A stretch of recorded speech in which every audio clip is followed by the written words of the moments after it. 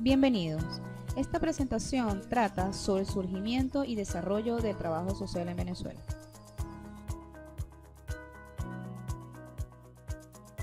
Antes de comenzar, quisiéramos entrar en contexto de la Venezuela a inicios del siglo XX.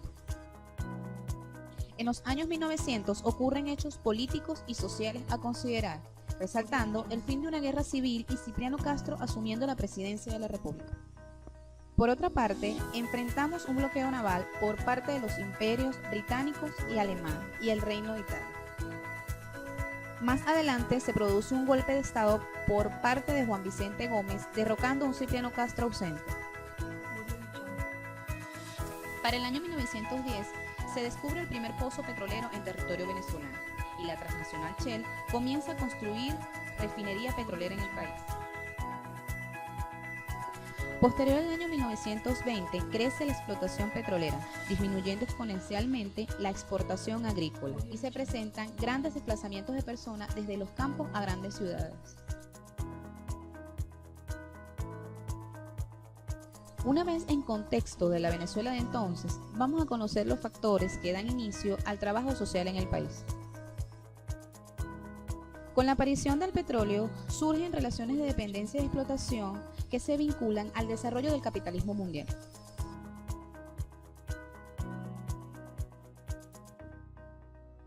En esta época, la producción petrolera se fundamentaba por las inversiones del capital extranjero y los intereses de las clases dominantes del país. Esta situación fortalece el latifundio y conlleva a la ruina del pueblo campesino, creando desigualdades sociales que generan pobreza, obligando al campesino a vivir hacinado en centros poblados. A continuación, presentamos una entrevista con el licenciado José Ibarra y su opinión sobre los factores que propiciaron el surgimiento del trabajo social en Venezuela. Audio Jungle.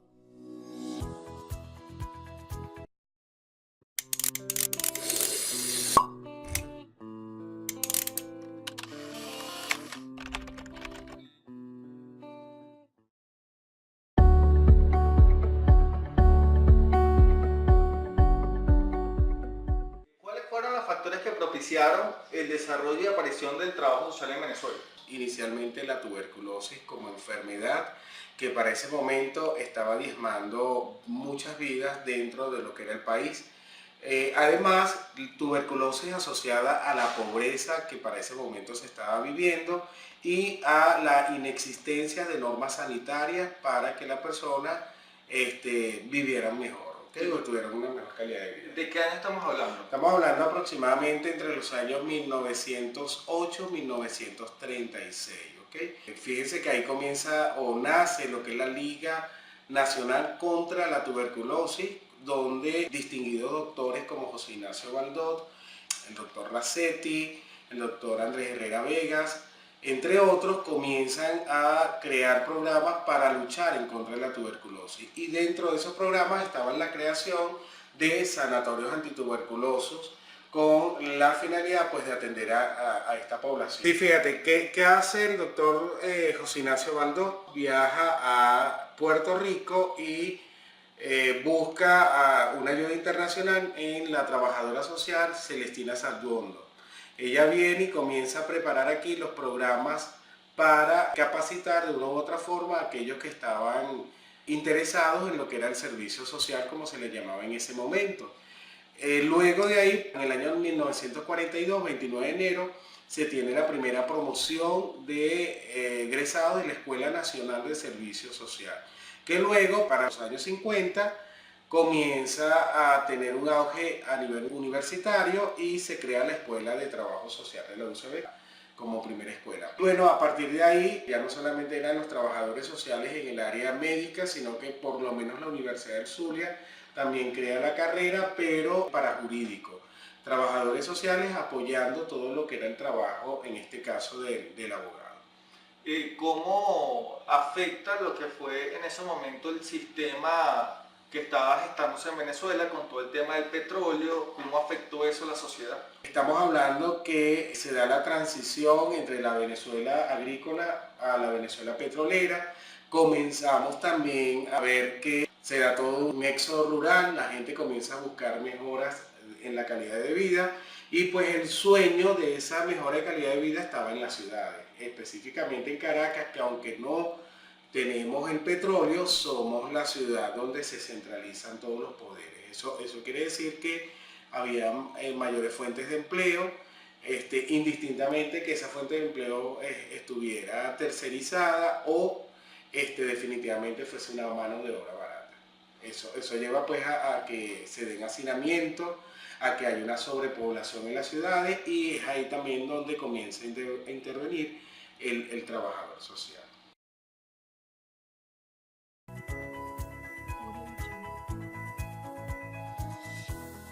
La falta de previsión y vigilancia en materia de higiene y salud pública generan numerosos casos de enfermedades endémicas, situación de insalubridad, hambre y desnutrición. El resultado de esta situación caracterizan el cuadro que aniquilaba la existencia de los sectores mayormente explotados, elevando la tasa de mortalidad tanto en niños como en adultos. Por otro lado, las nuevas relaciones sociales fomentan las prácticas de prostitución y alcoholismo, que insurgen como fuentes de enfermedades. Cabe destacar que la proliferación de enfermedades como el paludismo y la tuberculosis representan un factor fundamental en el surgimiento de prácticas de ayuda social.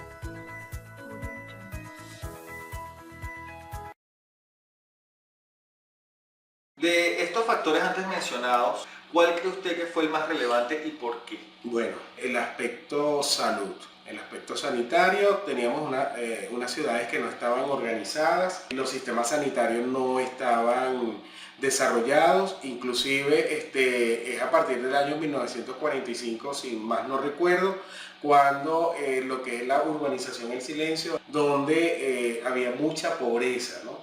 Y ese elemento más la tuberculosis son relevantes para que se cree pues la carrera y es donde generalmente comienzan a imprimirle el Estado venezolano a partir de programas y políticas sociales cierta atención.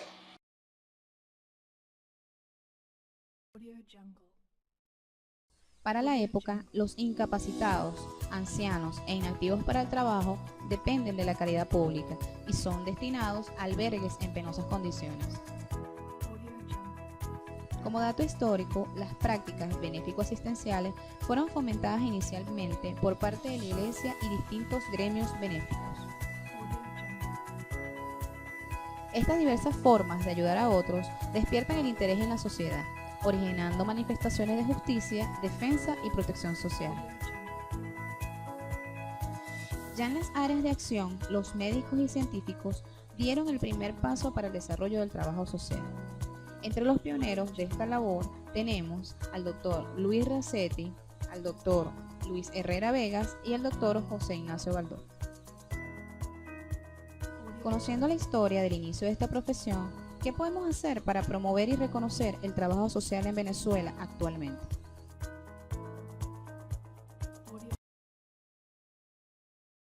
Según su experiencia como trabajador social, ¿qué necesita Venezuela para que la profesión sea reconocida y promovida?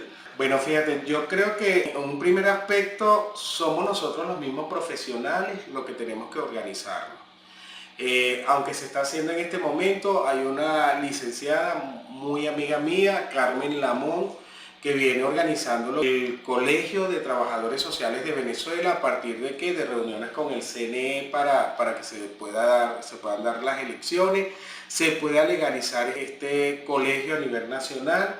Eso creo que es lo primero. Si estamos organizados, pues podemos dar a conocer qué es trabajo social. Segundo, creo que a partir de esa organización, pues hay que crear programas y visitas a los colegios para que la gente conozca qué es trabajo social. De repente la gente pregunta qué es trabajo social y hay que darle toda una explicación. Consigues en la escuela estudiantes que ya están terminando incluso la carrera y todavía no saben qué es trabajo social o no tienen la pasión por el trabajo social y eso simple y llanamente es porque no hubo una promoción. Otra cosa que creo es que el país necesita, y cuando digo país, tiene que ver con el Estado como tal, comprometerse también con nosotros los profesionales en trabajo social porque así como un ingeniero, un arquitecto, un abogado, un médico han ayudado y han contribuido al desarrollo de Venezuela como país, pues los trabajadores sociales también lo venimos haciendo mucho antes del año 1936, cuando se institucionalizó la carrera. Ya existía gente que practicaba la filantropía, la caridad, la beneficencia, y eso permitió luego la creación de esta carrera, permitió también que nosotros de una u otra forma estuviéramos en el lugar donde estamos. Otro elemento es que los profesionales en trabajo social que tienen o están en niveles decisorios, digo niveles decisorios dentro del Estado y la empresa privada, pues deberían estar comprometidos en promocionar la carrera en el país.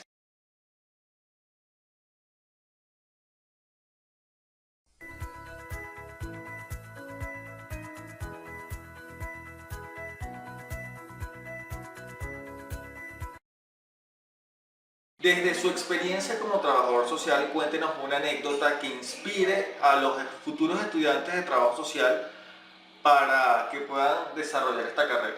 Bueno, fíjate, tenemos muchas experiencias. Mi primer contacto con los trabajadores sociales fue en Brasil. Yo vivo en Brasil y entonces tuve mucho contacto con trabajadores sociales. Eso me llamó mucho la atención, la forma en que trabajaban por la sociedad. Y luego pues aquí en Venezuela, una experiencia que tuve en el posgrado muy enriquecedora fue viendo metodología para la investigación, que la profesora que tenía para ese momento decía la metodología del trabajador social. O sea, reconocen que tenemos una metodología que es buena, es eficiente, que permite poder realizar proyectos, poder realizar investigaciones, experiencias cotidianas, pues aquí mismo en el hospital, cómo tú puedes ayudar a las personas y salir un poco del asistencialismo y llevarle a la gente a que sea proactiva. Tuvimos experiencias con las madres que tienen niños con fibrosis quística, no solamente ir a atenderlos para darles el medicamento, sino cómo hacemos para que estas madres puedan tener un crédito, puedan tener su propia microempresa y no dejen a los chamos en el día a su suerte, porque el hecho de tener un chamo con fibrosis quística y descuidarlo, bajan sus niveles y su defensa, y cuando van al nutricionista o al médico, pues los regañan porque creen que se han descuidado. Entonces son cuestiones, ver cómo la gente se desarrolla a partir de las conversaciones que tú como trabajador social puedas tener con ellos. Y algo que me apasiona pues es el trabajo comunitario. Este era un hospital que costaba que el trabajador social fuera a las comunidades, y hoy en día nosotros vamos a las comunidades, le brindamos a las comunidades capacitación en el área de salud, pero también le llevamos emprendimiento para que la gente pueda hacerse gerente de su propio proceso. Yo de verdad que pues yo amo la carrera, yo soy de los que digo que yo muero y vuelvo a nacer, y no pensaría dos veces para volver a estudiar trabajo social, porque además es una carrera muy íntegra, muy amplia y te permite estar en todo. Yo creo que es el mismo trabajador social, a partir de un perfil personal y un perfil profesional, quien impulsa tantos cambios en la sociedad. Bueno, esperemos que le haya sido de mucha relevancia esta entrevista con el profesor José Ibarra, egresado de la Universidad Central de Venezuela y profesor actual de la escuela, para todos estos futuros estudiantes.